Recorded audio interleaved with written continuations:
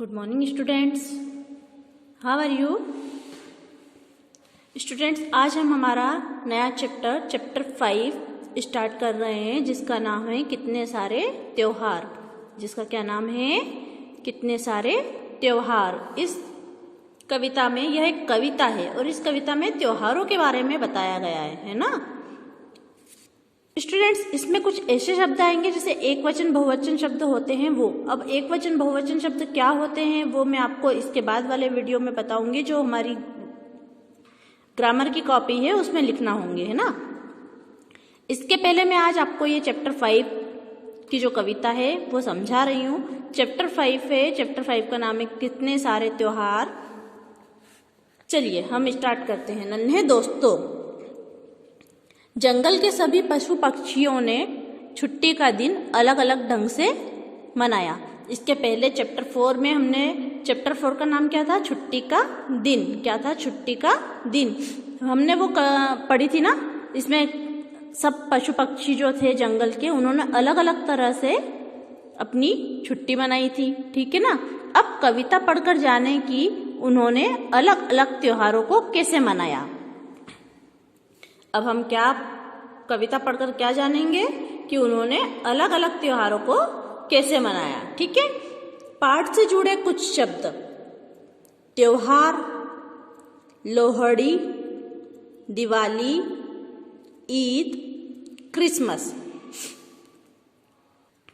चलिए अब कविता स्टार्ट करते हैं। मौसम बदलता जैसे अपना रूप रंग हर बार, वैसे वैसे आते देखो नए नए त्योहार।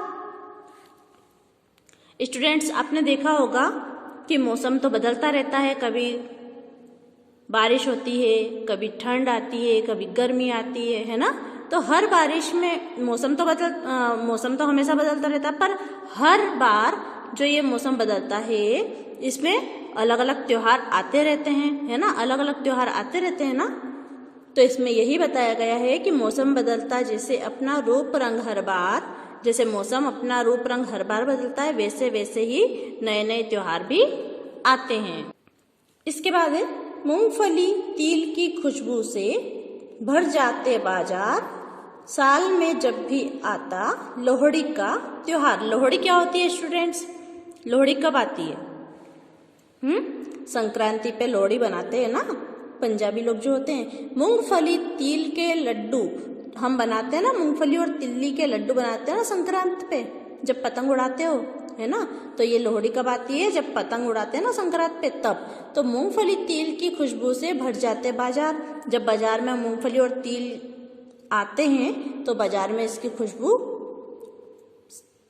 बहुत आती है। फिर साल में जब भी आता है लोहड़ी का त्योहार, लोहड़ी का और संक्रांति का जब त्योहार आता है तभी मूंगफली और तिल की खुशबू बाजार में आती है।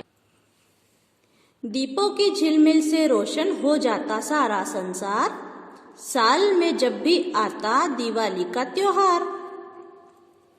अब तो ये तो आपको पता ही है कि दिवाली जब आती है तभी दिए जलते हैं, है ना। और जब दिए जलाते हैं हम तो पूरे शहर में अलग ही रोशनी हो जाती है, पूरे संसार में अलग ही रोशनी हो जाती है ना। तो इसमें यही दे रखा है, दीपों की झिलमिल से रोशन हो जाता संसार। दीपों से जब रोशनी निकलती है तो उससे सारा संसार जगमग हो जाता है, जगमगाता है। साल में जब भी आता है दिवाली का त्योहार, क्योंकि दिवाली पे ही दिए जलाते हैं, ठीक है। आसमान में चांद देखकर गले लगे हर बार, साल में जब भी आता ईद का त्योहार। स्टूडेंट्स, जब रमजान आते हैं, जब रमजान का महीना होता है, पूरा एक महीने का इनका मोमेडियन जो मुसलमान होते हैं इनका त्योहार होता है ये। ईद जब आती है, ये एक महीने तक रोजा रखते हैं ना। तो रमजान आते हैं, रमजान के जब आखिरी में ईद आती है, तो ईद के पहले हम चांद देखना होता है। तो आसमान में चांद देखकर सब आपस में गले लग जाते हैं, ईद की मुबारकबाद देते हैं। साल में जब भी आता है ईद का त्योहार, है ना। ईद का त्योहार जब भी आता है, साल में एक ही बार आता है ना। तो जो मुसलमान लोग होते हैं वो चांद देखते हैं और चांद देखकर अपने आप एक दूसरे से गले मिलकर एक दूसरे को ईद की मुबारकबाद देते हैं। यीशु का जन्मदिन मनाते हम हर बार, साल में जब भी आता क्रिसमस का त्योहार। क्रिसमस कब आता है भैया, बताइए स्टूडेंट्स। क्रिसमस कौन सी डेट को आता है? 25 दिसंबर, 25 दिसंबर, 25 दिसंबर को क्रिसमस आता है। क्रिसमस पे क्या होता है? यीशु का जन्मदिन होता है। सेंटा क्लॉज आता है, ये है ना सेंटा क्लॉज। सेंटा क्लॉज आता है, सभी बच्चों को गिफ्ट देता है ना। तो यीशु का जन्मदिन मनाते हैं हम हर बार। जो जहाँ चर्च में होते हैं, चर्च में यीशु का जन्मदिन हमेशा मनाते हैं। कब मनाते हैं? जब क्रिसमस का त्योहार आता है। जब भी आते त्योहार लाते खुशियां हर बार, सबके साथ मिलकर हम मनाते हर एक त्योहार। जब भी त्योहार आते हैं तो खुशियां ही लाते हैं, है ना।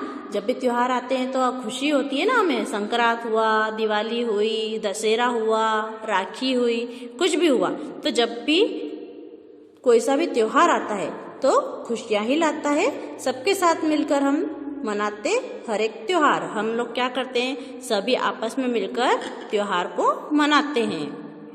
सो स्टूडेंट्स, यदि आपके पास बुक हो तो आप भी कविता की एक बार रीडिंग करना। रीडिंग करने पर अलग ही मजा आता है, ठीक है। अब इसके पीछे की एक्सरसाइज है कलम की सवारी। अब इसमें क्या है? दिए गए त्योहारों से कौन कौन से शब्द जुड़े हुए हैं, ये आपको देखो यहाँ पर त्योहार दिए हुए हैं और यहाँ पर इन सबके शब्द मिक्स करके दिए हुए हैं, ठीक है। तो आपको इन शब्दों में, यहाँ पे शब्दों में से छांटना है कि जैसे दिवाली है तो यहाँ पर दिवाली में पटाखे, है ना, दिवाली पे पटाखे फोड़ते हैं, दिए जलाते हैं, तो यहाँ पर उस त्योहार से संबंधित जो शब्द है वो यहाँ पर लिख दिए हैं। ऐसे ये जो त्योहार है इनसे संबंधित जो शब्द हैं यहाँ पर इसमें छांट कर हमें लिखना है, ठीक है। अब जैसे हुआ रक्षाबंधन, है ना, तो रक्षाबंधन में हम क्या करते हैं? राखी बांधते हैं। तिलक लगाते हैं भाई को, ठीक है ना, तो राखी और तिलक लिख दिया है। फिर एक क्रिसमस, तो क्रिसमस में क्या होता है? चर्च में क्रिसमस मनाते हैं ना, मैंने अभी बताया था ना आपको। और केक भी काटते हैं, ठीक है, तो चर्च और केक। फिर है बैसाखी में फसल काटते हैं, ये फसल काटना, ठीक है। भांगड़ा करते हैं और गिद्दा नृत्य ये होता है, ठीक है। फिर है रमजान में अभी बताया था हमने, चांद को देखकर ईद की मुबारकबाद देते हैं, ठीक है। तो रमजान से जुड़ा हुआ शब्द कौन सा है? चांद और रोजा रखते हैं ना।